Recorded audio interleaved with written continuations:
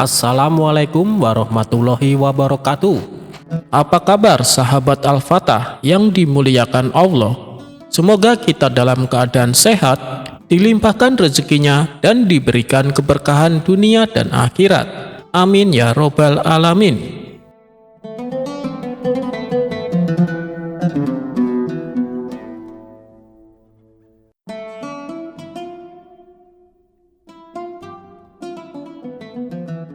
Pada suatu pagi di kerajaan, raja mengalami masalah besar. Ia selalu mengantuk saat sidang kerajaan. Para penasehat istana sudah mencoba segala cara, dari membacakan puisi keras-keras hingga memukul gong di dekat telinganya.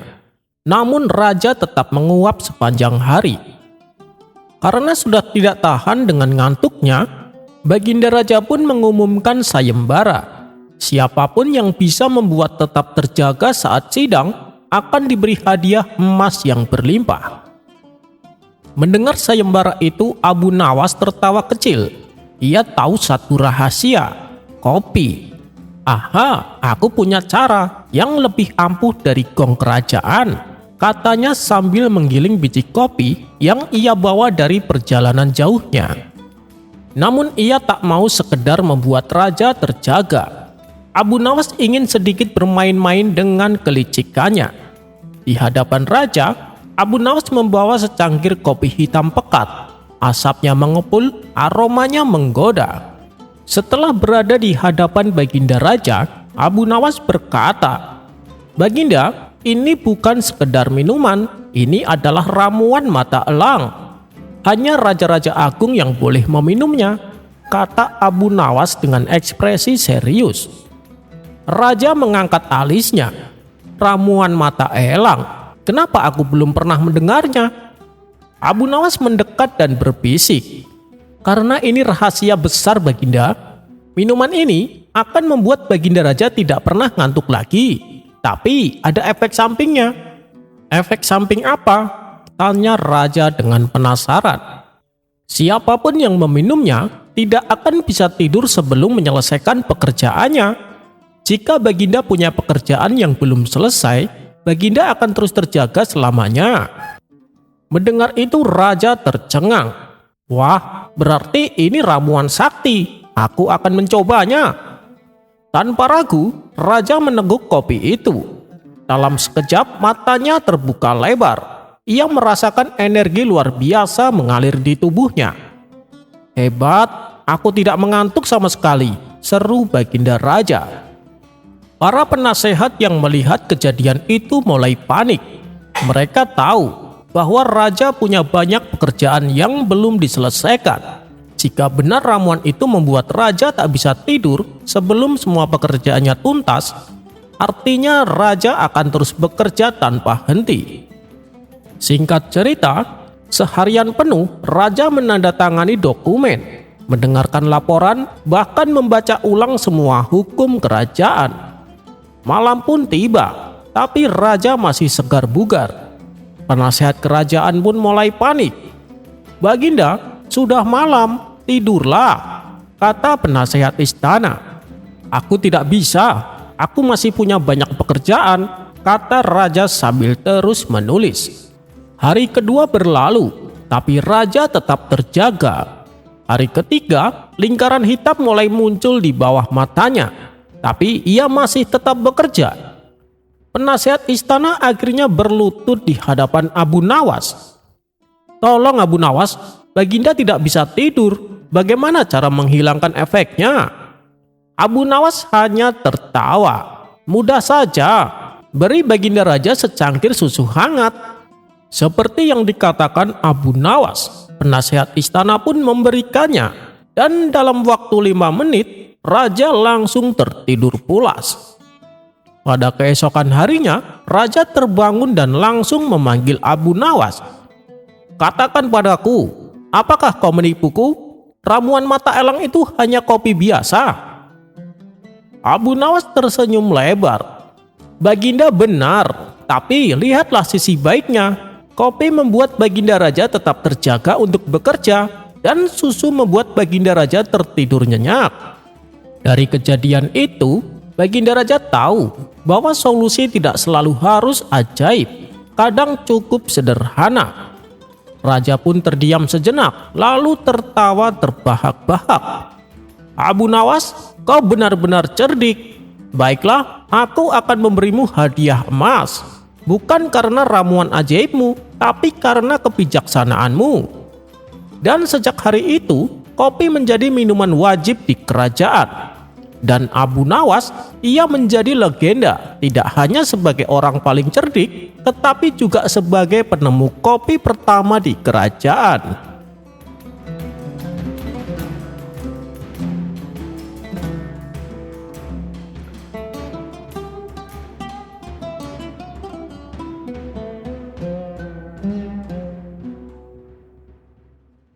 Usaha Baginda Raja untuk mengerjai Abu Nawas seakan tidak ada kapoknya. Dan pada cerita kali ini, Abu Nawas diperintah untuk membawakan karpet ajaib, sebuah karpet yang bisa terbang. Kisah ini berawal ketika Baginda Raja membuat sebuah buku yang berisi dongeng seorang pemuda bernama Aladin, di mana Aladin ini mempunyai karpet ajaib yang selalu membawanya terbang kemanapun ia pergi. Karena merasa tertarik dengan dongeng tersebut, Baginda Raja menyuruh Abu Nawas untuk membawakan karpet yang sama persis seperti milik Aladin. Mendengar itu, Abu Nawas pun tak habis pikir. Hanya gara-gara sebuah buku dongeng, Baginda Raja tega memberinya tugas yang sangat tidak masuk akal. "Ampun Paduka yang mulia, tapi itu kan hanya dongeng Paduka. Jadi karpet yang dimiliki Aladin mustahil ada di kehidupan nyata," ujar Abu Nawas. "Maka dari itu, tugasmu adalah membuatnya jadi nyata. Kalau kau berhasil, aku akan memberimu hadiah yang banyak. Tapi kalau gagal, kau akan saya hukum," ancam Baginda Raja. Mau tidak mau, Abu Nawas harus melaksanakan perintah tersebut. "Kau tidak usah khawatir Abu Nawas, aku tidak akan memberimu tugas baru setelah kau menyelesaikan tugas ini," kata Baginda Raja. Dengan langkah gontai, Abu Nawas pergi meninggalkan istana. Di sepanjang perjalanan pulang, ia terus memikirkan bagaimana caranya supaya bisa lolos dari hukuman. Setibanya di rumah, sang istri memberi kabar bahwa tetangganya telah mengalami kecelakaan. Akibat dari kecelakaan tersebut, salah satu kakinya harus dipotong. "Loh, kenapa tidak dibetulkan saja? Kasihan kalau harus dipotong," tanya Abu Nawas. "Iya sih, tapi sayang tidak bisa dibetulkan lagi. Kalaupun disambung kembali, kakinya sudah tidak berfungsi," jelas sang istri. Mendengar jawaban tersebut, terbesit sebuah ide di benak Abu Nawas akan sebuah jalan keluar untuk menyelesaikan tugas dari Baginda Raja. Dan hari yang ditentukan pun telah tiba. Abu Nawas segera berangkat menuju istana. Di tangannya, ia membawa gulungan karpet yang terbungkus rapi dan diberi wewangian. "Bagaimana Abu Nawas? Apakah kau sudah mendapatkan apa yang aku inginkan?" tanya Baginda Raja. "Sudah Paduka yang mulia, ini karpet ajaib yang Paduka inginkan," jawab Abu Nawas. Ia pun menggelar karpet tersebut dan menyuruh Baginda Raja untuk duduk di atasnya. Namun setelah sekian lama duduk, karpet itu tak kunjung terbang. "Wahai Abu Nawas, kenapa tidak berfungsi? Kau jangan mempermainkan aku," bentak Baginda Raja. "Tidak Paduka, karpet ini saya dapatkan dari jin sakti penunggu pohon, jadi tidak mungkin tidak bisa terbang." "Oh, ternyata ini penyebabnya. Pantas saja tidak mau terbang," kata Abu Nawas sambil menunjuk pinggiran karpet yang terpotong. "Maksudmu bagaimana Abu Nawas?" tanya Baginda Raja. "Ya, bagaimana bisa terbang? Karpetnya saja sudah tidak utuh lagi. Ada bagian yang telah terpotong," jawab Abu Nawas. "Lalu bagaimana ini Abu Nawas? Coba kau betulkan lagi," pinta Baginda Raja. "Maaf Paduka yang mulia, tugas saya adalah membawa karpet terbang, bukan membetulkannya. Itu sudah di luar kewajiban tugas saya Paduka. jelas Abu Nawas. "Terus siapa yang akan membetulkan karpet ini?" tanya Baginda Raja.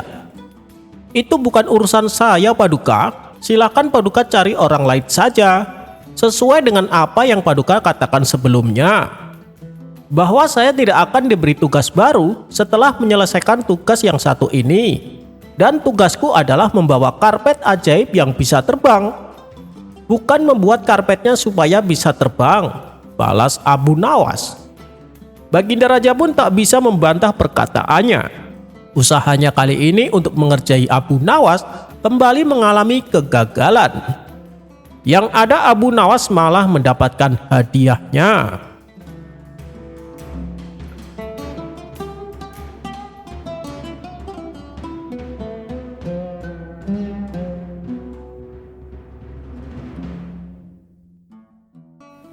Suatu kali, ada orang asing duduk di warung tempat kawan-kawan Abu Nawas berkumpul. Dari penampilannya, orang asing tersebut merupakan saudagar kaya yang kebetulan singgah di kota Baghdad. Di sudut ruangan, tampak kawan-kawan Abu Nawas sedang berbincang sambil menikmati secangkir teh. Saudagar itu pun ikut nimbrung bersama mereka. Di tengah perbincangan, ia menawarkan hadiah bagi siapa saja yang bisa menjawab teka-tekinya. "Hadiah apa yang akan Tuan berikan?" tanya kawan-kawan Abu Nawas. "Aku akan memberikan 1.000 dinar bila ada yang bisa menjawab teka-teki yang aku berikan," balas saudagar kaya. Mendengar iming-iming hadiah yang ditawarkan, banyak kawan-kawan Abu Nawas yang ingin mencoba menjawabnya. "Beritahu kami, Tuan, apa teka-tekinya?" sahut kawan-kawan Abu Nawas. "Begini, apa yang lebih berat dari gunung tapi bisa mengapung?" kata saudagar kaya memberikan teka-tekinya. "Itu pasti jawabannya awan," jawab salah satu kawan Abu Nawas. "Salah, bukan itu jawabannya," balas saudagar kaya tersebut. Setelah sekian lama berpikir, mereka tak kunjung menemukan jawabannya. "Bagaimana? Apakah kalian menyerah?" tanya saudagar kaya lagi. "Tunggu dulu, Tuan. Ada kawan kami yang bisa menjawab teka-tekimu. Biasanya sebentar lagi dia kemari. Namanya Abu Nawas," ujar mereka.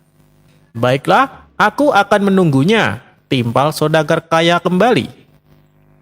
Tidak berapa lama kemudian, akhirnya Abu Nawas datang menghampiri mereka. "Tumben kalian terlihat serius. Ada apa ini?" tanya Abu Nawas. "Begini Abu Nawas, kami ditantang menjawab teka-teki saudagar kaya ini. Kalau bisa menjawab dengan benar, akan diberi hadiah 1.000 dinar. Tapi kami semua tidak ada yang tahu, karena teka-tekinya sangat sulit ditebak," tutur mereka. Mendengar hal itu, kemudian Abu Nawas menghampiri saudagar tersebut dan bertanya kepadanya. "Apakah aku boleh ikut menebak?" tanya Abu Nawas. "Silahkan, siapa saja boleh ikut," balas saudagar kaya itu. "Beritahu saya, apa teka-tekinya?" pinta Abu Nawas. "Apa yang lebih berat dari gunung tapi bisa mengapung?" tanya saudagar kaya.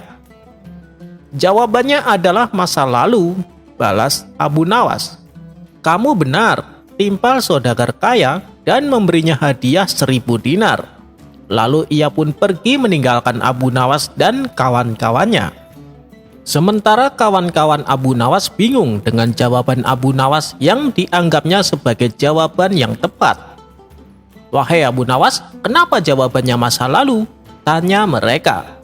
Kemudian Abu Nawas menjelaskan sebab masa lalu begitu berat karena membawa semua kenangan. Tetapi ia senantiasa mengapung di pikiran kita, kata Abu Nawas memberitahu.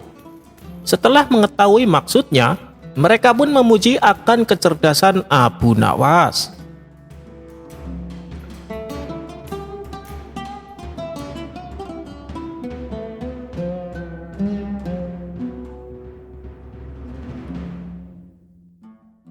Diceritakan di sebuah kerajaan di mana sang raja dan permaisuri belum juga dikaruniai keturunan, sehingga membuat sang raja sedih. Akhirnya ia memutuskan untuk mengangkat salah satu anak dari negerinya itu. Raja meminta semua anak laki-laki di negerinya berkumpul. Raja akan memberikan sebuah ujian untuk menentukan siapa yang berhak menjadi anak laki-lakinya. Lalu sang raja pun berkata, "Aku mengumpulkan kalian di sini karena aku akan mengangkat seorang anak yang nantinya akan menggantikan kedudukanku. Aku akan membagikan sesuatu pada kalian," ucap sang raja. "Apa yang akan Paduka bagikan?" tanya seorang anak.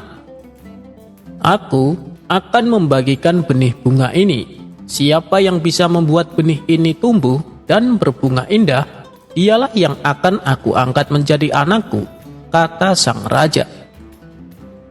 Semua anak mendapatkan beberapa butir benih.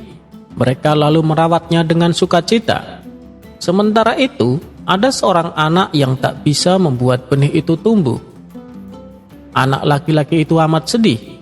Ia berkata kepada ibunya, "Aku sudah merawatnya dengan baik, tapi kenapa benih ini tak tumbuh juga? Apa ada yang salah, Bu?" "Coba kamu ganti pot dan tanah dengan yang terbaik," balas ibunya. Anak itu lalu mengganti tanah dan potnya dengan tanah dan pot terbaik. Ia merawat benih bunga itu dengan telaten. Namun, benih itu tak juga tumbuh. Sedih sekali hati anak tersebut. Setelah waktu yang ditentukan tiba, raja mengumpulkan kembali anak-anak lelaki di negerinya. Mereka sudah membawa pot berisi bunga-bunga yang cantik. Namun, wajah raja tampak tak bahagia. Semua anak itu mengaku bahwa benih bunga yang diberikan oleh raja berbunga dengan baik.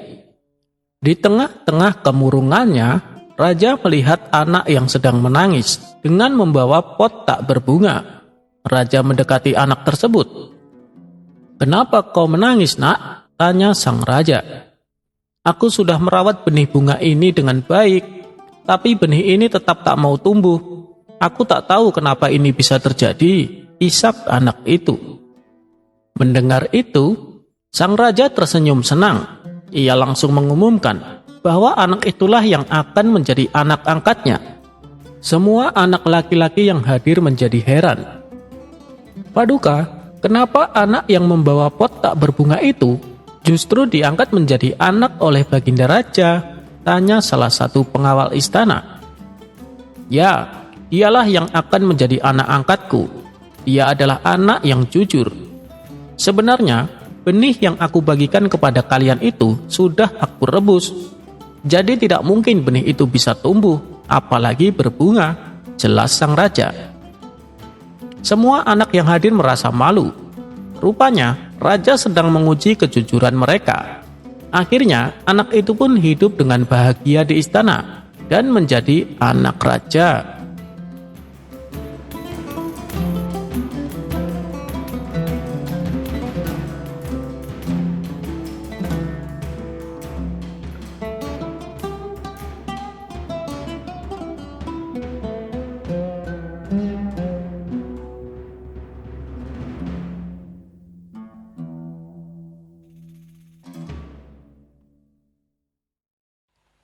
Pada suatu hari, Abu Nawas dan Baginda Raja sedang berdiskusi tentang agama. Mulai dari masalah tauhid sampai tentang hukum agama. Baginda Raja kemudian bertanya tentang masalah wudhu. "Abu Nawas, kalau kita sholat, kita harus mempunyai wudhu, bukan?" tanya Baginda Raja. "Benar, Paduka. Kalau kita tidak punya wudhu, maka sholat kita tidak akan sah," jawab Abu Nawas. "Berarti, kalau kita kentut, kita harus mengulangi wudhu supaya salatnya sah?" tanya Baginda Raja. "Iya, benar Paduka," jawab Abu Nawas. "Ini sungguh aneh," ujar Baginda Raja. Sontak Abu Nawas terkejut mendengarnya. "Aneh bagaimana, Paduka? Ini kan sudah diatur oleh agama sahut Abu Nawas. Coba kamu pikir Abu Nawas, yang kentut kan pantat kita, sehingga wudunya batal. Tapi kenapa yang dibasuh malah wajah? Tanya Baginda Raja. Dengan entengnya Abu Nawas menjawab, begini Paduka, ketika Paduka kentut di hadapan orang-orang yang malu wajah Paduka atau pantat Paduka, kata Abu Nawas balik bertanya. Ya tentu saja wajah saya, jawab Baginda Raja. Nah itu Paduka tahu, mana ada pantat punya rasa malu Paduka? Oleh sebab itulah yang dibasuh adalah wajah, celetuk Abu Nawas. Seketika Baginda Raja pun tertawa dan memuji kecerdasan Abu Nawas.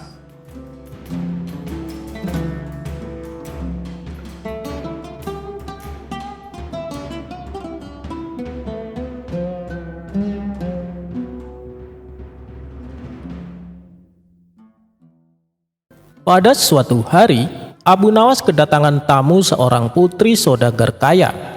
Ia mengeluhkan tentang pernikahannya dengan seorang pemuda yang berkaki pincang. Sang putri menganggap Abu Nawas adalah orang yang sakti, yang bisa menyembuhkan kaki pincang suaminya.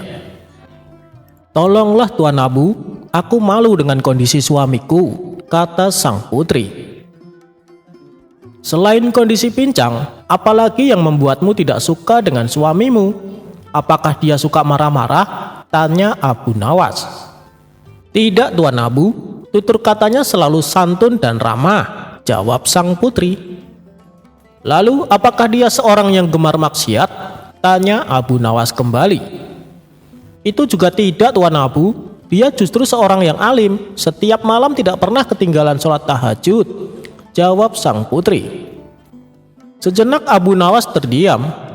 Dalam hati ia berkata, sebenarnya suaminya adalah pemuda yang soleh.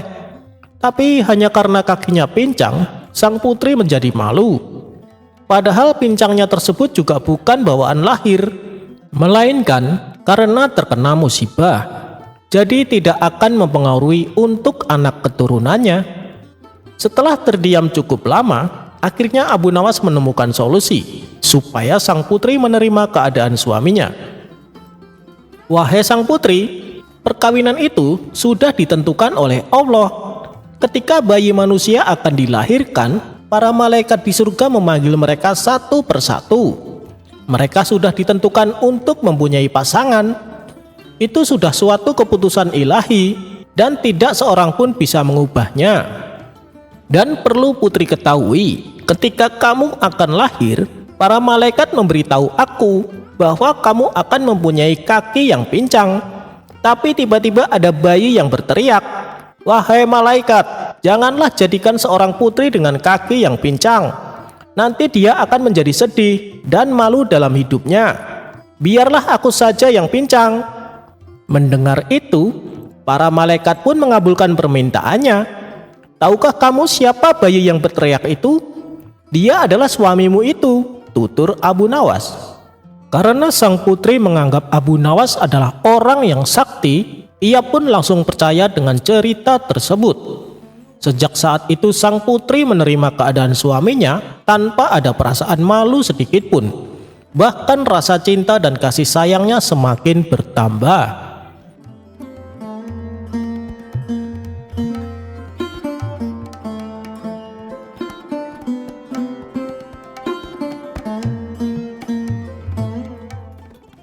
Suatu hari, Abu Nawas memutuskan untuk mencoba peruntungannya dengan membuka warung payung.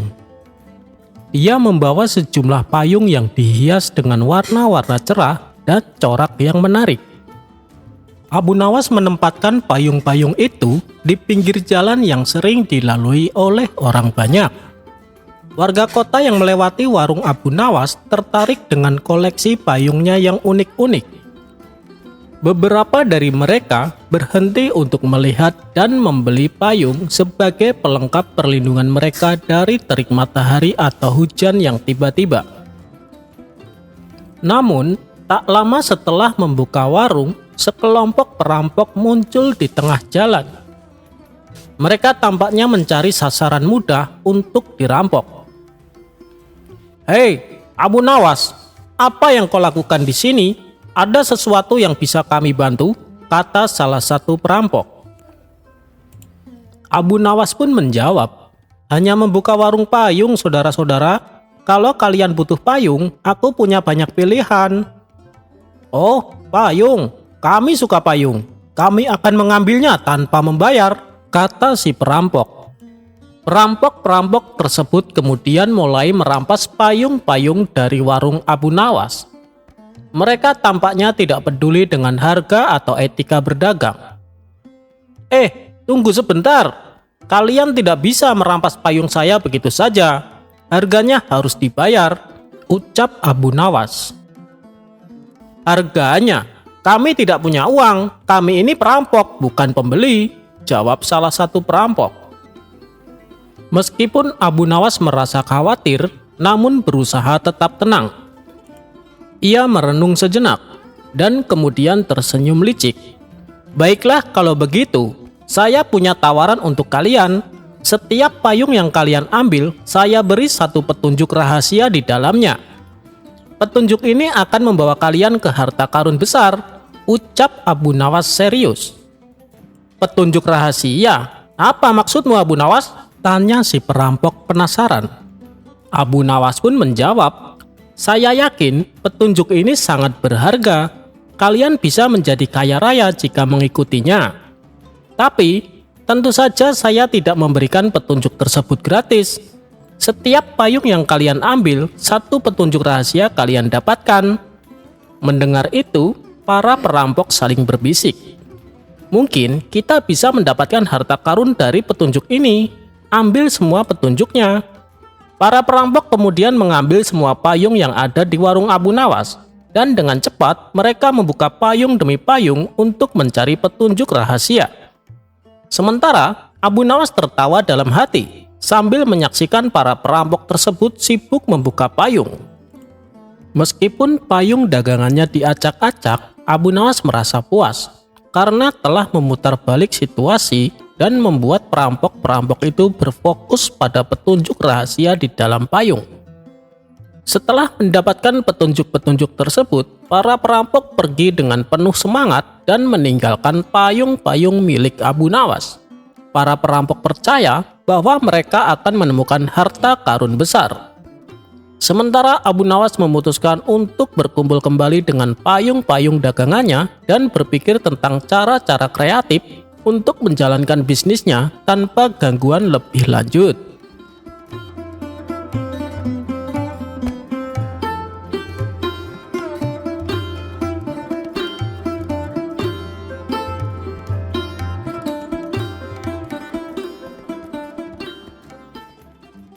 Diceritakan Abu Jahil sedang merencanakan pesta perkawinan untuk putrinya.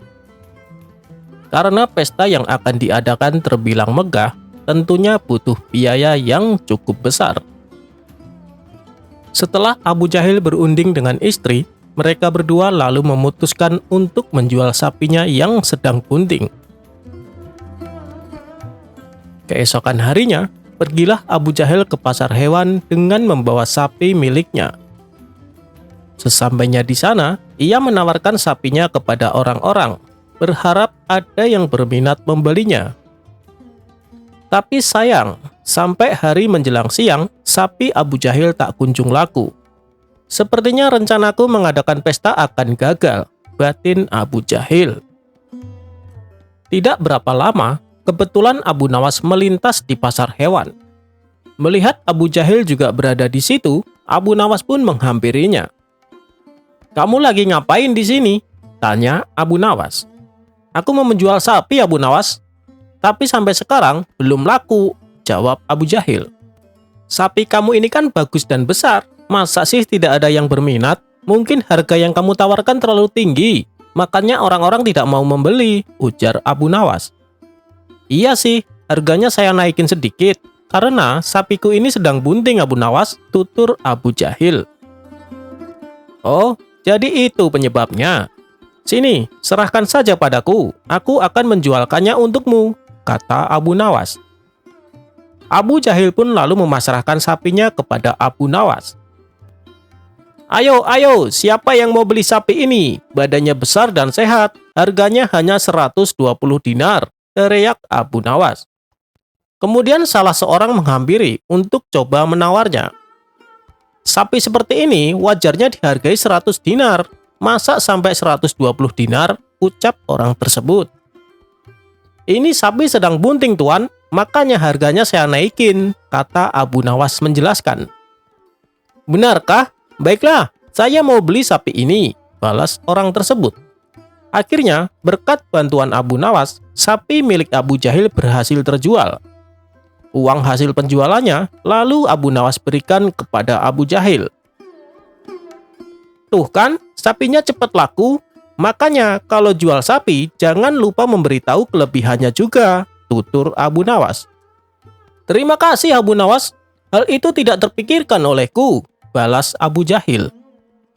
Oh iya, ngomong-ngomong, kenapa kau menjual sapimu? Tanya Abu Nawas.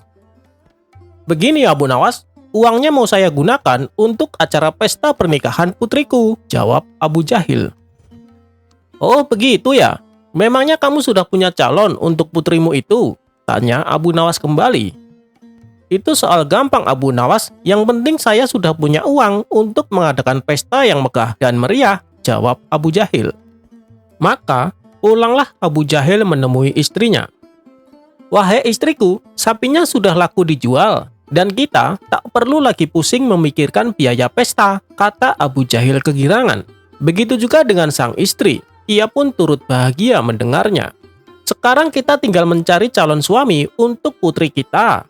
Besok malam, undanglah semua teman-temanmu. Siapa tahu di antara mereka punya anak laki-laki yang cocok untuk jadi menantu kita, kata Abu Jahil kepada sang istri. Singkat cerita, pada malam berikutnya, seluruh tamu undangan telah berkumpul di rumah Abu Jahil. Istri Abu Jahil lalu berkata di depan tamu undangan yang tidak lain adalah teman-temannya sendiri. Para hadirin sekalian, rencananya saya akan mengadakan pesta besar-besaran untuk perkawinan putriku, tapi aku masih bingung mencari calon suami untuk putriku itu.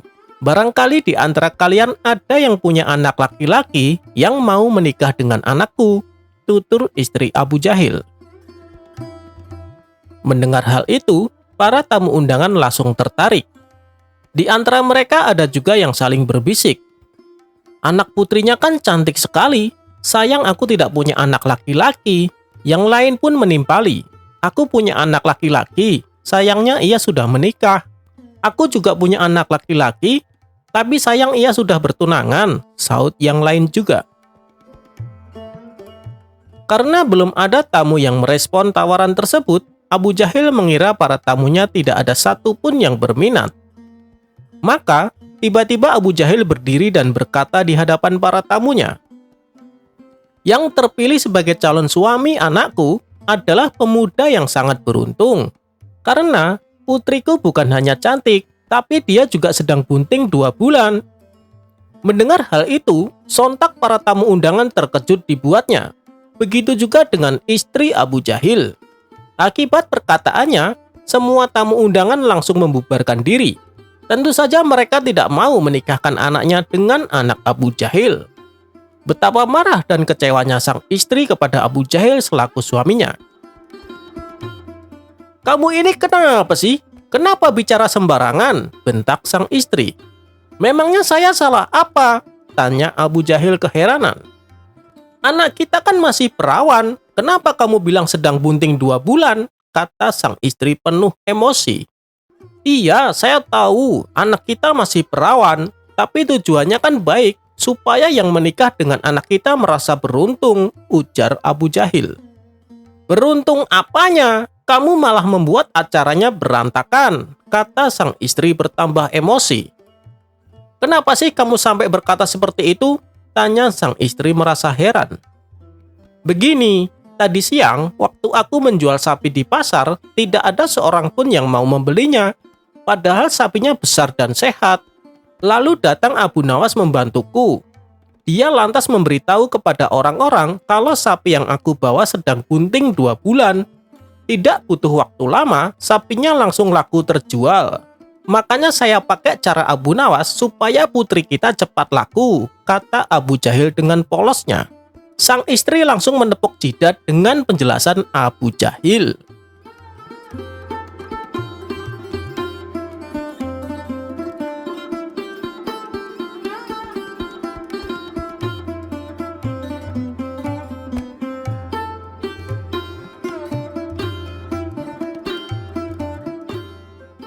Sayembara melukis hakim.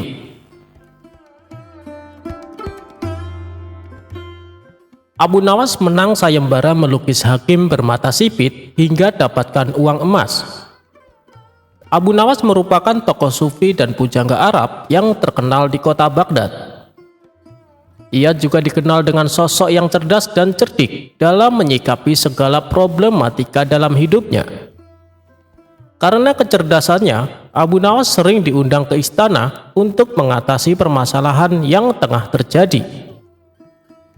Sebagaimana dalam kisahnya ada seorang hakim istana yang menderita cacat sejak lahir di matanya. Mata kirinya sipit, sedangkan mata kanannya normal. Permintaan hakim ini terkadang aneh dan sulit dimengerti oleh orang-orang istana.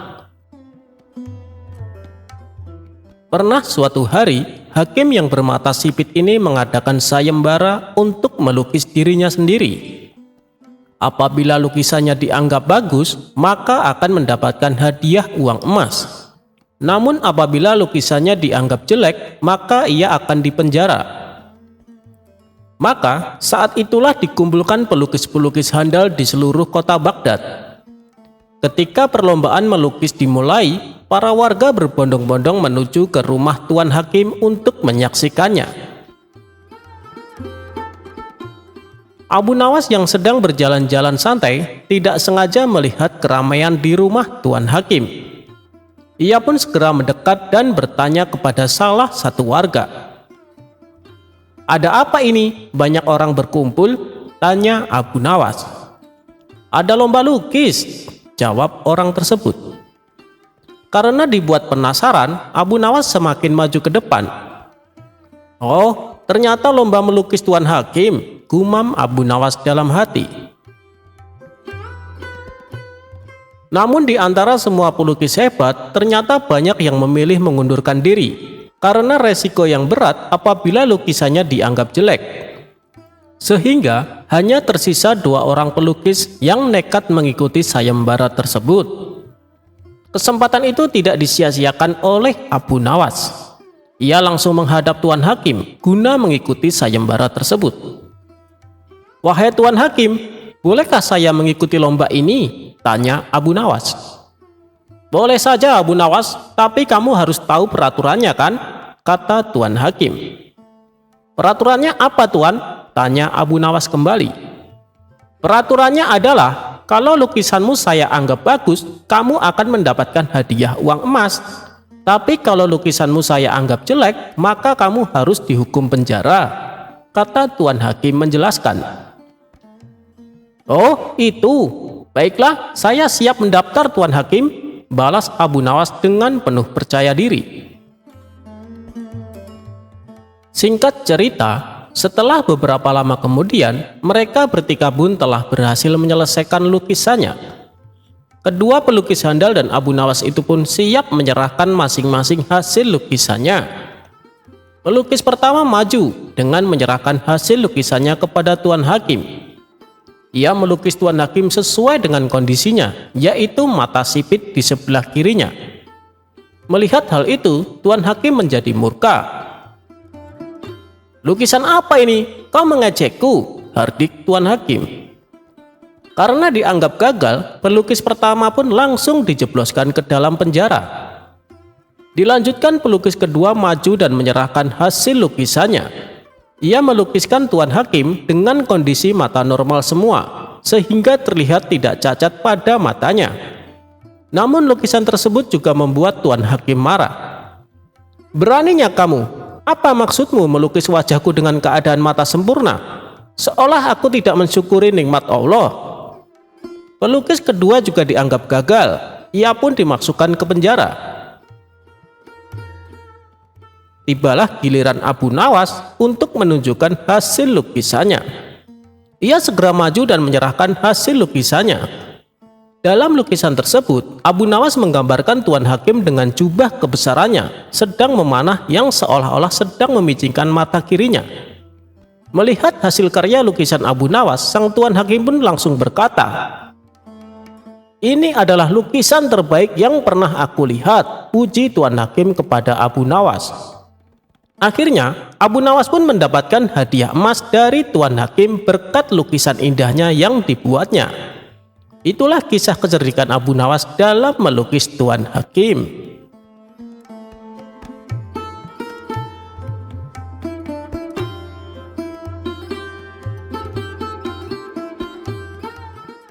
Anak gembala yang bikin emosi.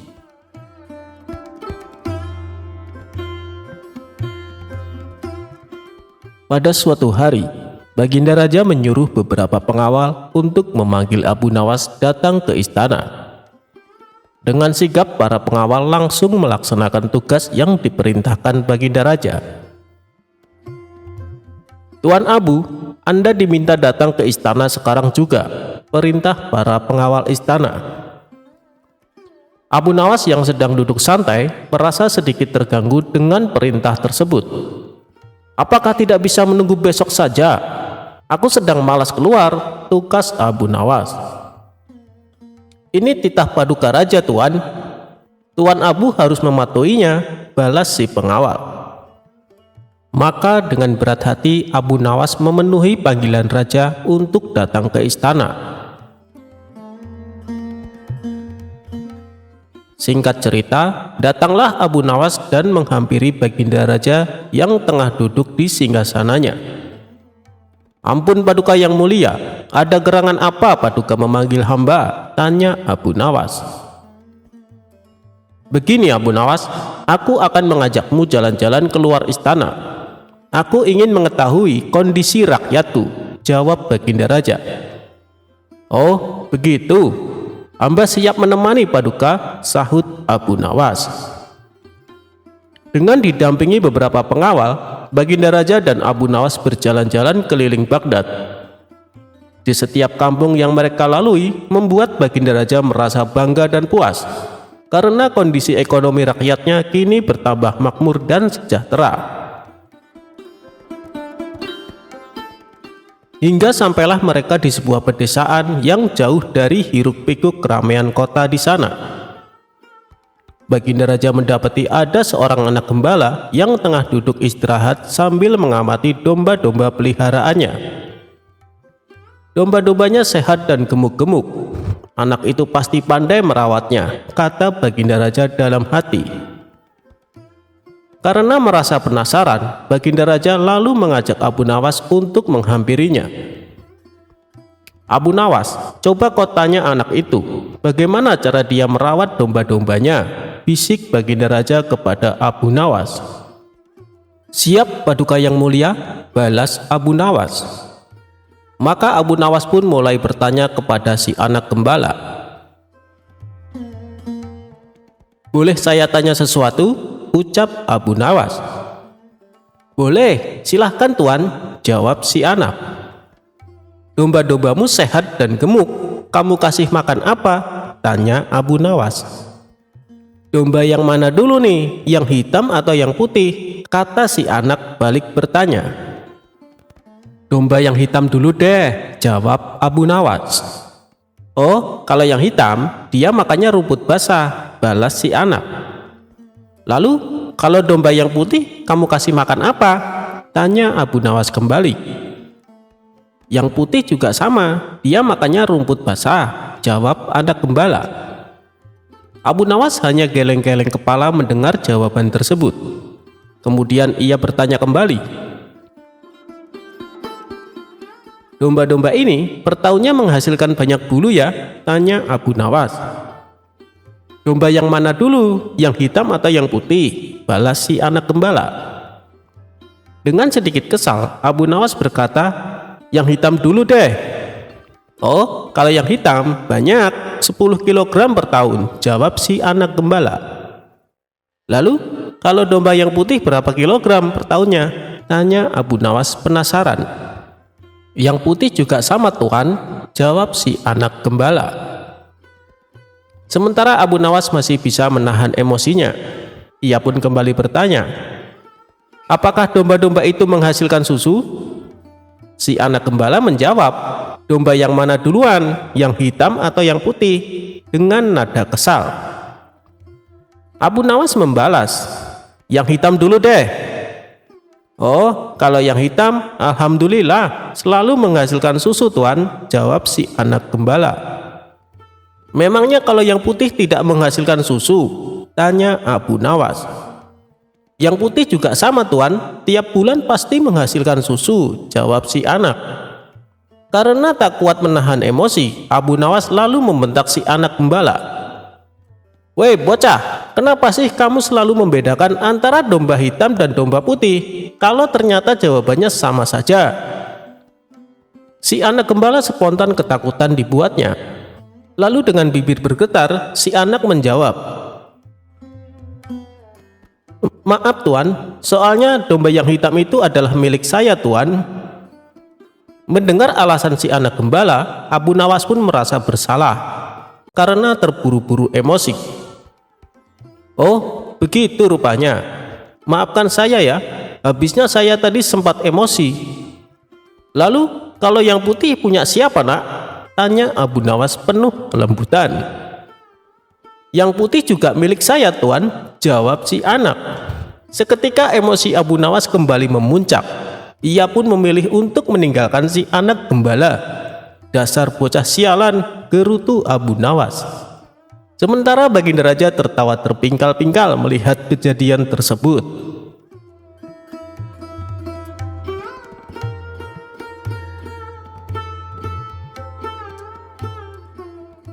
Kebun Abu Nawas dirusak sapi. Abu Nawas bernama lengkap Abu Ali Al-Hasan bin Hani Al-Hakami, merupakan pujangga ternama. Abu Nawas merupakan tokoh sufi yang cerdik dan cerdas. Ia hidup sejaman dengan Baginda Raja Harun. Abu Nawas juga dikenal dengan sosok yang jenaka, sehingga tak jarang orang-orang terhibur dengan tingkahnya. Namun, kisah kesuksesan Abu Nawas tidak selamanya menghampiri. Berikut kisah apes Abu Nawas. Abu Nawas memiliki kebun yang cukup luas. Kebun tersebut sudah lama ia tanami berbagai macam sayuran yang dapat menghasilkan cukup banyak uang. Oleh karena itu, Abu Nawas sangat menjaga kebunnya itu. Ia tidak ingin kebunnya dimasuki maling. Bahkan, ia juga tidak ingin bila kebunnya dirusak meskipun hanya sedikit. Ia tak segan-segan akan memukul siapapun yang merusak kebunnya itu. Suatu hari, saat sedang beristirahat di kebun, tiba-tiba ia melihat seekor sapi memasuki kebunnya. Parahnya lagi, sapi tersebut memakan daun-daun dan semua tanaman yang ada di kebun Abu Nawas. Tentu saja hal itu membuat Abu Nawas sangat marah.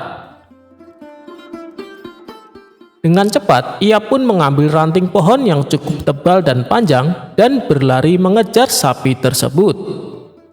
Melihat Abu Nawas yang berapi-api, sapi itu segera berlari menghindari kejaran Abu Nawas.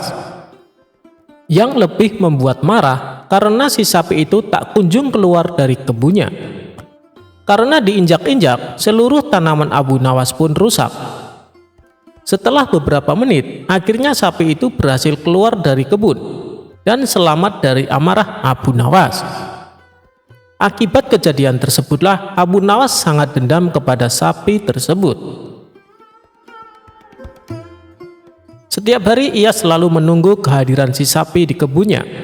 Namun, hingga seminggu sapi itu tak kembali muncul. Hingga pada suatu ketika, saat pulang dari kebunnya, Abu Nawas berpapasan dengan seorang petani yang sedang menaiki gerobak yang ditarik sapi yang saat itu merusak kebunnya. Nah, itu dia sapinya. Kali ini kau tak akan bisa menghindar dariku, kata Abu Nawas geram. Tanpa bertanya lagi, Abu Nawas segera mengambil ranting pohon dan memukul sapi tersebut berkali-kali. Sapi itu hanya bisa pasrah. Sang sapi tak bisa berlari menghindar karena sedang menarik gerobak. Tapi tentu saja perbuatan Abu Nawas ini membuat si petani marah. "Hei, ada apa dengan sapiku? Kenapa kamu terus-terusan memukulnya?" bentak si petani. "Jangan ikut campur, ini urusanku dengan sapi. Ia tahu kesalahan yang telah diperbuatnya," balas Abu Nawas. Petani itu hanya bisa melongo mendengar jawaban Abu Nawas. Setelah puas memukul sapi itu, Abu Nawas lalu pergi meninggalkan sapi dan si petani. "Dasar orang gila," gerutu sang petani. Petani itu pun kemudian melanjutkan perjalanannya. Itulah kisah unik Abu Nawas yang bikin geleng-geleng kepala.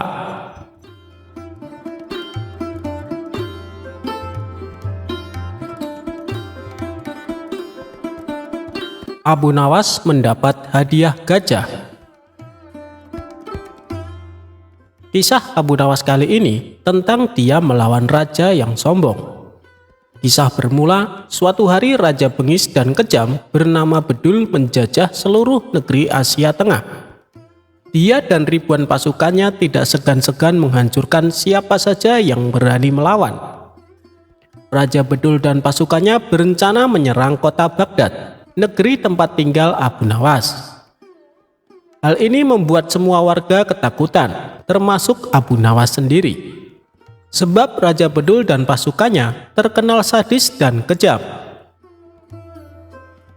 Beberapa bulan kemudian, terdengar kabar bahwa Raja Bedul serta pasukannya akan memasuki kota Baghdad. Abu Nawas selaku orang yang ditokohkan di sana, segera mengajak masyarakat berkumpul di alun-alun. Lantas ia naik ke atas mimbar dan berpidato di depan khalayak ramai. "Mari kita semua berdoa supaya pasukan Raja Bedul ditimpa musibah angin topan yang dahsyat sehingga mereka semua menjadi binasa," kata Abu Nawas. Semua warga yang kala itu berkumpul di alun-alun serentak menjawab amin dengan lantang. Tiba-tiba seorang pria berdiri dan bertanya kepada Abu Nawas, "Apakah engkau pernah melihat tentara Raja Bedul?" "Belum pernah, dan aku juga belum pernah melihatmu sebelumnya. Sepertinya kau bukan orang sini," jawab Abu Nawas.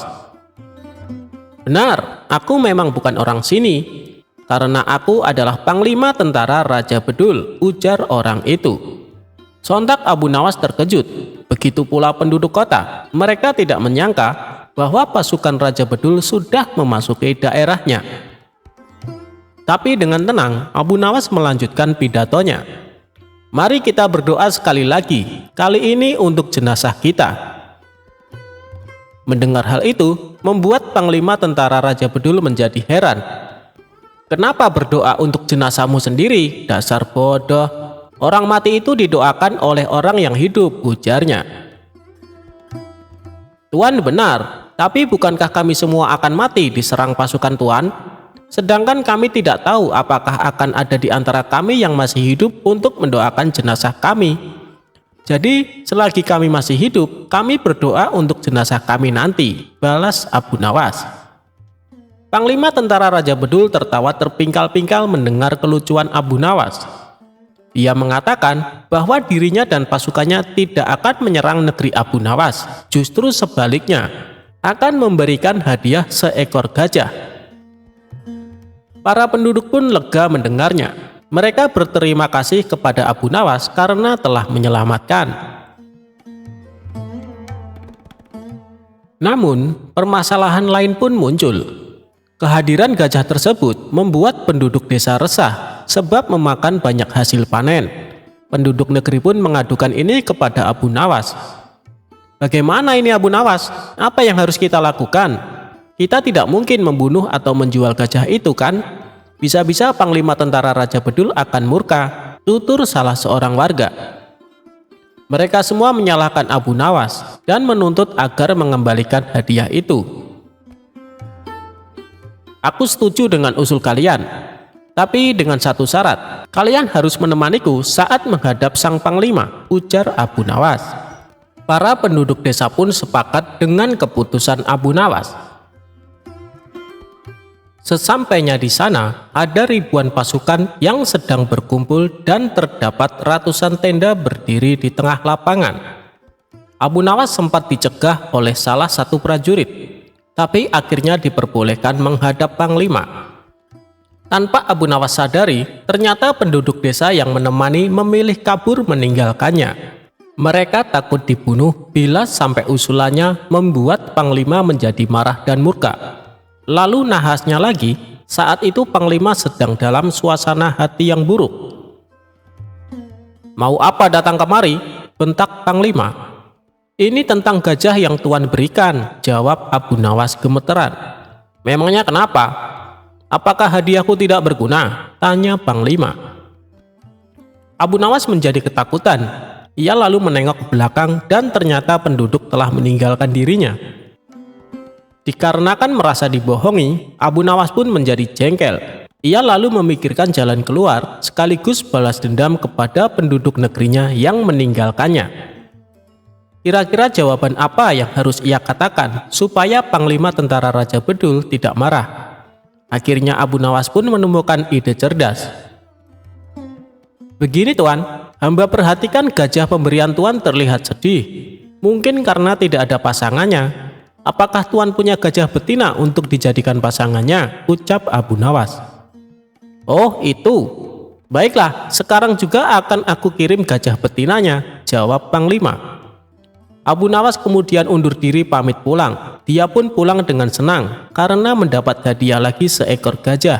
Ini dia menjadi punya 2 gajah.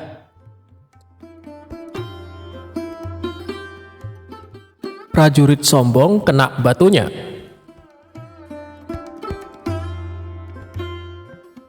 Berawal dari suatu pagi, Abu Nawas sedang duduk-duduk santai di teras rumahnya. Mendadak datanglah beberapa prajurit istana. "Pak Tua, di manakah aku bisa menemukan tempat untuk bersenang-senang di daerah sekitar sini?" tanya seorang prajurit yang ternyata komandan prajurit. "Kalau tidak salah di sebelah sana," jawab Abu Nawas males-malesan. "Di manakah tempat itu?" tanya prajurit lainnya dengan sifat yang tidak menghargai. "Pergilah ke arah sana lurus tanpa belok-belok, maka kalian akan menjumpai tempat untuk bersenang-senang," jawab Abu Nawas. Rombongan tentara kerajaan itu akhirnya pergi juga menuju tempat yang sudah ditunjukkan Abu Nawas. Setelah beberapa saat, kagetlah mereka semua karena tempat yang mereka cari tidak ditemukan, kecuali hanya pemakaman yang sangat luas. Tentu saja hal ini membuat para prajurit berang karena merasa telah ditipu oleh Abu Nawas. Mereka pun kembali lagi ke tempat Abu Nawas. "Hai Pak Tua, keluarlah engkau. Kenapa engkau berani sekali membohongi kami?" tanya sang komandan yang tidak tahu kalau yang diajak bicara itu sebenarnya Abu Nawas, si penasehat kerajaan. "Siapakah engkau ini berani sekali membohongi kami?" tanya salah seorang prajurit. "Aku adalah Abdi," jawab Abu Nawas. Abu Nawas terkesan asal bicara. Komandan dan para prajurit merasa geram dan marah. "Prajurit, tangkap dia," perintah komandan kepada para anak buahnya. "Engkau akan kubawa ke Panglima kami," tambah komandan kepada Abu Nawas. Rupanya Abu Nawas dihadapkan ke Panglima kerajaan. "Wahai Panglima, kami telah menangkap seorang pembohong yang berani membohongi pasukan kerajaan," kata komandan melaporkan. Panglima bersikap biasa saja. Bahkan dia memerintahkan kepada prajurit untuk melepaskan borgol di tangan Abu Nawas. Komandan dan para prajurit terkejut dan merasa heran. Setelah itu Panglima mendekati Abu Nawas.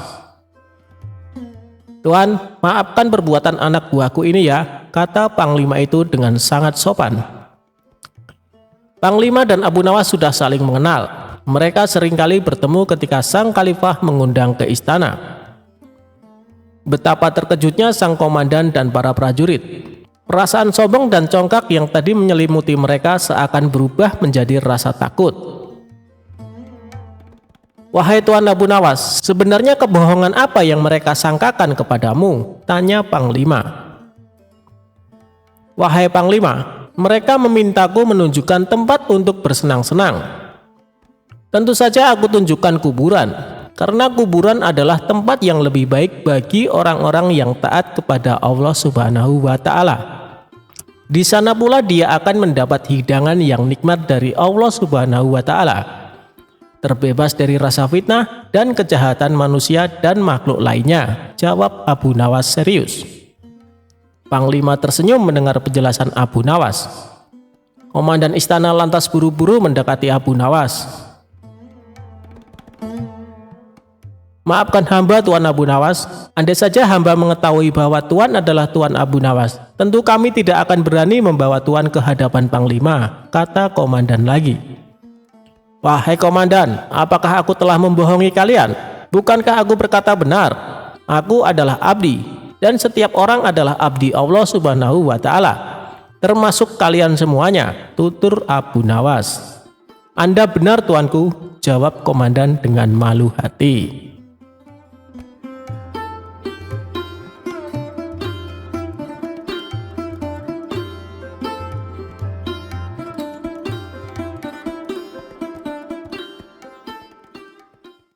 Suatu ketika, saat Baginda Raja bersama para pengawal berkeliling kota Baghdad, ia melihat masih banyak rakyatnya yang hidup dalam kemiskinan.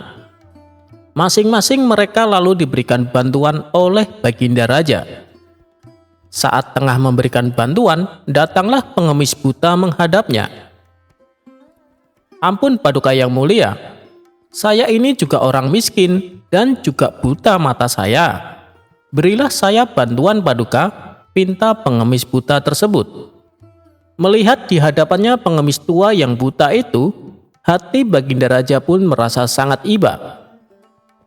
"Ini kek, saya kasih uang dan makanan.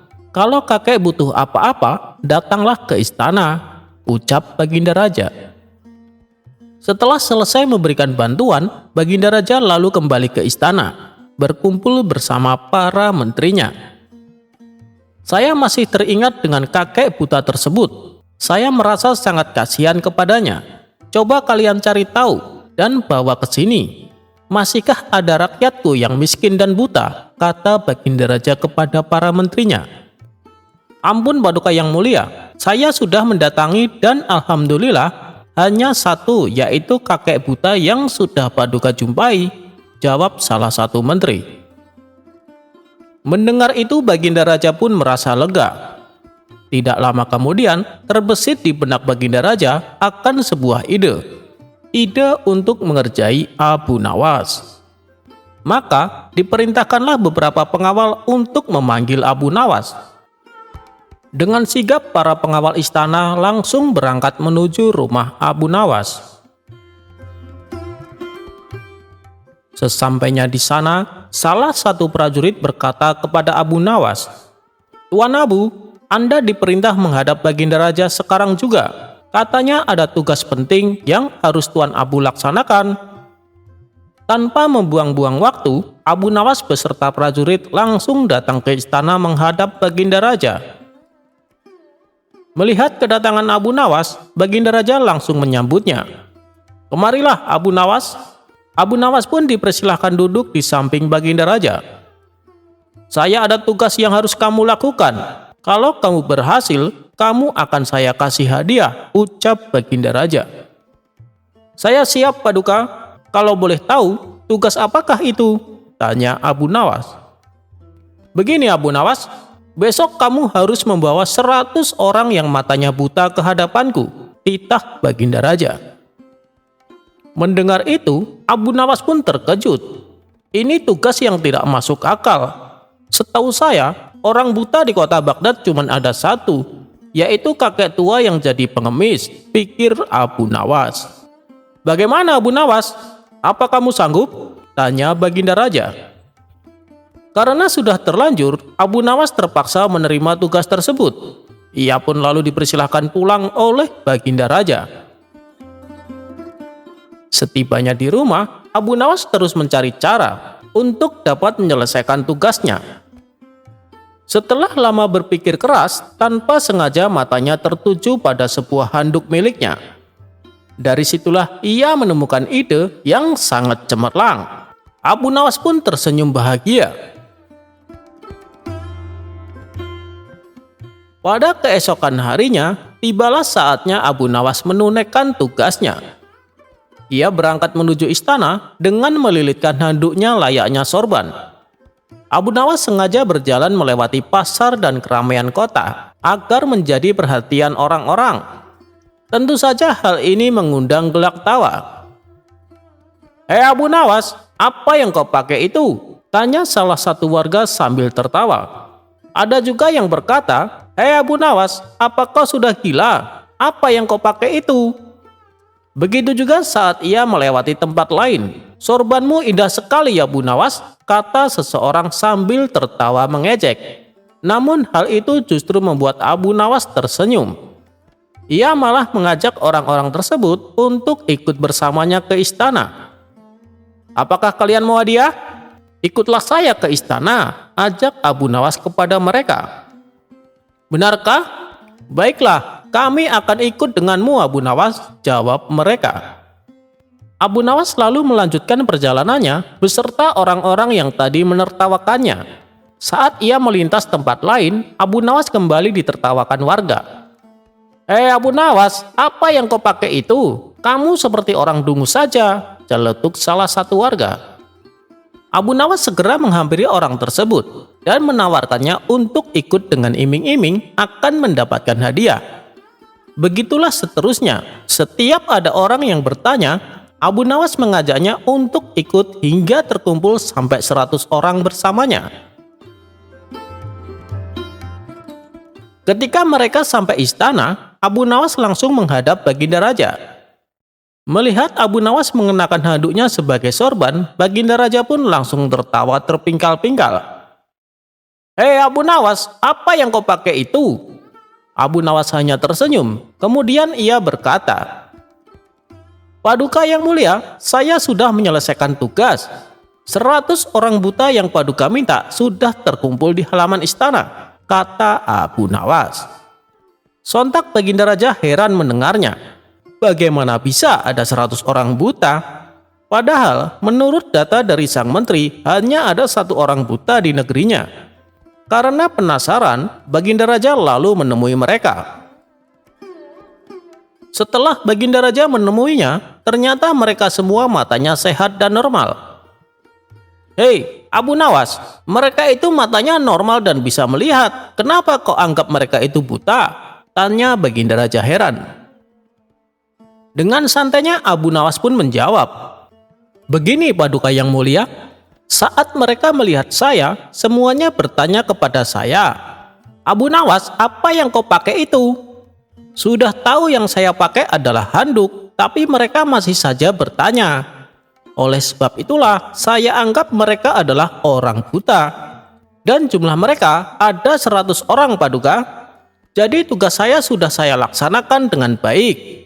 Dan sebagai bonusnya, saya menambah 1 orang lagi Paduka, yaitu Paduka Raja sendiri, karena Paduka juga bertanya sama seperti yang mereka tanyakan. Jadi, totalnya ada 100 orang buta Paduka yang mulia," jelas Abu Nawas. Baginda Raja pun tersenyum dengan kecerdikan Abu Nawas.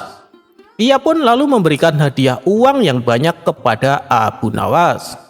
Sebagian uang tersebut lalu Abu Nawas bagi-bagikan kepada orang-orang yang ikut bersamanya.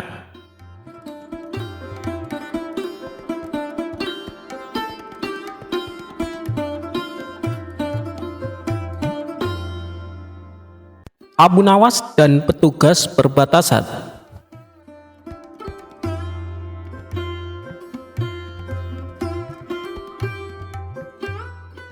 Setiap orang di negeri Irak, mulai dari anak-anak hingga dewasa, mengenal siapa Abu Nawas. Seperti kali ini, warga desa merasa keheranan karena Abu Nawas setiap minggu tampak melakukan perjalanan dari desanya ke desa tetangga, sudah masuk dalam wilayah kerajaan lain. Seperti biasanya, awal minggu pada suatu bulan, dini hari Abu Nawas telah keluar rumahnya yang sangat sederhana. Di samping rumah sederhana tersebut terdapat kandang kuda yang penghuninya kerap berganti-ganti. Pada dini hari itu, Abu Nawas bersiap-siap melakukan perjalanan menuju desa tetangganya sambil menunggangi kuda. Keesokan harinya, biasanya dia akan pulang ke desanya di negeri Irak tersebut sambil membawa banyak barang. Tentu saja, kebiasaan Abu Nawas ini menimbulkan pertanyaan bagi Pak Hamid tetangganya.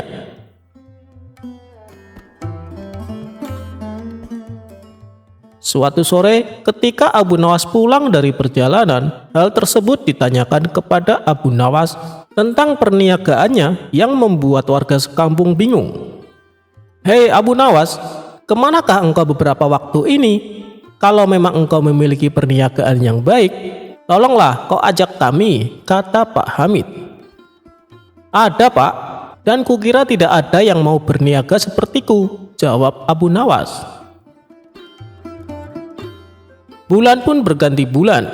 Akhirnya Abu Nawas diduga telah melakukan perdagangan yang dilarang oleh kerajaan. Pada bulan berikutnya, Abu Nawas berniat melakukan perdagangannya. Ia pun harus melalui perbatasan dengan kerajaan tetangga. Si Fulan, petugas penjaga pintu perbatasan, memeriksa seluruh barang bawaan Abu Nawas. Namun tidak ditemukan satu barang pun yang mencurigakan. Hanya ditemukan bekal dan beberapa keping uang. Keesokan harinya, kembali si Fulan berjumpa Abu Nawas di perbatasan. Kali ini Abu Nawas membawa banyak sekali barang yang semuanya dilengkapi dengan dokumen yang diperlukan. Si Fulan tidak dapat membuktikan perihal dugaan perdagangan Abu Nawas yang terlarang. Bahkan, karena seringnya mereka bertemu, hubungan keduanya semakin akrab hingga akhirnya si Fulan dipindahkan dari tempat kerjanya. Pada suatu hari, keduanya bertemu kembali di suatu kesempatan yang tidak terduga. Si Fulan sekarang bukan lagi seorang penjaga perbatasan. Dia telah pensiun dari pekerjaan itu. Abu Nawas sekarang sudah dikenal sebagai seorang saudagar yang dermawan dan berhasil. Pertemuan itu akhirnya dilanjutkan dengan jamuan makan oleh Abu Nawas. Dalam kesempatan tersebut, masing-masing bercerita tentang pengalaman yang telah mereka hadapi selama lebih kurang 20 tahun tidak bertemu. "Usaha apa yang telah engkau lakukan di masa lalu, saudaraku? Karena aku mengetahui kau tak membawa cukup uang. Tetapi ketika engkau pulang, tak hanya keperluan makanan, barang lainnya pun kau bawa setelah pulang dari perdagangan yang tidak sampai sehari semalam engkau lakukan," tanya si Fulan. Mendengar hal tersebut, Abu Nawas pun tertawa sambil mengingat kembali kebiasaan masa mudanya. "Sebenarnya sangat mudah, saudaraku. Untuk mencari bukti tak perlu harus memeriksa semua barang bawaanku. Seperti yang engkau ketahui, bahwa aku senantiasa pergi dengan mengendarai kuda. Tetapi ketika pulang, aku hanya berjalan kaki, dan disitulah usahaku," kata Abu Nawas. Mendengar penjelasan Abu Nawas, akhirnya si Fulan mengerti bahwa di masa itu Abu Nawas menjual kuda-kudanya di negeri tetangga dan pulangnya dia tukarkan dengan barang-barang lainnya. Abu Nawas dihukum masuk kandang singa gara-gara bikin kesal Baginda Raja. Suatu hari Abu Nawas nekat menjahili Baginda Raja. Kali ini usilnya tergolong kelewat batas, karena Baginda Raja hampir saja kehilangan nyawa. Akibatnya Baginda Raja menjadi sangat murka dengan ulah Abu Nawas itu. Sebenarnya perbuatan Abu Nawas semata-mata hanya ingin membalas atas perlakuan Baginda Raja kepadanya. Karena bukan sekali dua kali saja Abu Nawas juga beberapa kali hampir celaka karena perbuatan usil Baginda Raja. Saat ini Baginda Raja diselimuti amarah yang sangat memuncak. "Cari Abu Nawas, tangkap dan bawalah ke sini," perintahnya. Beberapa pengawal kerajaan langsung berangkat menuju rumah Abu Nawas. Sesampainya di sana, mereka menangkap Abu Nawas dengan kasar. "Apa-apaan ini? Apa salahku?" tanya Abu Nawas ketakutan. "Kami diperintahkan Baginda Raja untuk menangkapmu. Kalau kamu menolak, kami tetap akan membawamu dengan cara paksa," jawab para pengawal. Abu Nawas pun hanya bisa pasrah. Ia kemudian digiring ke istana dihadapkan ke Baginda Raja. "Ampun Paduka yang mulia, kenapa hamba diperlakukan kasar begini?" tanya Abu Nawas. "Kamu jangan pura-pura tidak tahu, kamu telah membuat aku murka. Perbuatan usilmu kemarin hampir saja membuatku mati. Kamu keterlaluan dan sangat kurang ajar," jawab Baginda Raja penuh emosi. "Maafkan hamba Paduka yang mulia, hamba khilaf," ucap Abu Nawas. "Saat ini sudah tidak ada maaf bagimu, kamu harus dihukum mati," bentak Baginda Raja. "Lalu dengan cara apa hamba dihukum mati Paduka? Dipancung atau digantung?" tanya Abu Nawas.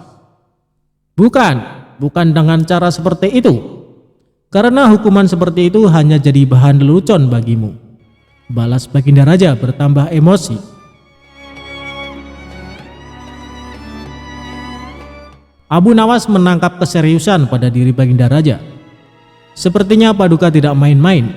Ia terlihat sangat marah padaku," pikir Abu Nawas. Bahkan para menteri dan prajurit menundukkan kepala. Tidak ada yang berani menatap Baginda Raja. "Hai pengawal, masukkan Abu Nawas ke kandang singa," teriak Baginda Raja memecah keheningan. Para menteri dan segenap prajurit terkejut mendengar perintah tersebut. Karena walau bagaimanapun Abu Nawas adalah sosok yang baik, sering berjasa mengungkap kasus-kasus di dalam istana yang sulit terpecahkan. Mereka tidak sampai hati melihat Abu Nawas tewas mengenaskan diterkam singa buas. Tapi karena ini adalah titah Baginda Raja, tidak ada seorang pun yang berani menentangnya. Lalu seorang penasehat istana berkata, "Ampun Paduka yang mulia, apakah tidak berlebihan hukuman yang diberikan? Bukankah lebih baik bila Abu Nawas dihukum penjara saja?" ujar penasehat istana coba membela Abu Nawas. "Kalau tidak suka dengan keputusanku, kau boleh ikut dengan Abu Nawas," hardik Baginda Raja. Sang penasehat istana hanya terdiam, ia tidak berani membantahnya. Sementara Abu Nawas tertunduk lesu mendengar keputusan tersebut, tubuhnya langsung lemas dan gemeteran. Namun, ketika hendak dimasukkan ke kandang singa, Abu Nawas berkata, "Ampun Paduka yang mulia, hamba ikhlas menerima hukuman ini dan hamba sudah pasrah. Tapi berilah waktu hamba 3 bulan. Hamba ingin agar di akhir kematian disibukkan oleh amal ibadah." Sejenak Baginda Raja terdiam. Tidak beberapa lama kemudian Baginda Raja berkata, "Baik, aku kabulkan permintaanmu. Tapi selama itu pula kamu harus hidup dalam penjara dan kamu dilarang menemui keluargamu." Abu Nawas pun menyetujui syarat tersebut. "Kalau diperkenankan, bolehkah saya minta satu permintaan lagi?" tutur Abu Nawas. "Apa permintaanmu?" tanya Baginda Raja. "Supaya kehidupan hamba di dalam penjara tidak membosankan, izinkan hamba memberi makan singa yang ada di kandang," jawab Abu Nawas.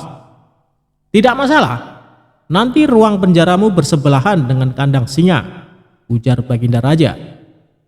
Maka dimasukkanlah Abu Nawas ke penjara. Pada bulan pertama Abu Nawas melalui waktu dengan beribadah, sedangkan tiap pagi dan sore diisi dengan memberi makan singa. Pada bulan kedua dan ketiga, Abu Nawas makin tekun beribadah. Ia juga lebih rajin memberi makan singa. Abu Nawas memperlakukan singa itu layaknya sahabat. 3 bulan pun berlalu, dan tibalah saatnya bagi Abu Nawas untuk menjalani hukuman atas perintah Baginda Raja. Beberapa pengawal istana memasukkan Abu Nawas ke kandang singa. Sementara para menteri yang ikut menyaksikan merasa iba dengan nasib Abu Nawas. Tapi tiba-tiba terjadi peristiwa tidak terduga saat Abu Nawas berada di dalam kandang singa. Singa tersebut tidak menerkam, tapi justru menjilati kaki dan tangan Abu Nawas. Abu Nawas pun membalasnya dengan mengelus-elus tubuh dan kepala singa. Singa yang terkenal buas ini mendadak tunduk dan nurut kepada Abu Nawas. Sontak saja pemandangan itu membuat mereka yang hadir menjadi terkejut dan heran. Abu Nawas ternyata punya kesaktian, ujar salah satu menteri. Dikarenakan singa itu tidak menerkam, akhirnya Abu Nawas dikeluarkan dari kandang singa dan disuruh menghadap Baginda Raja.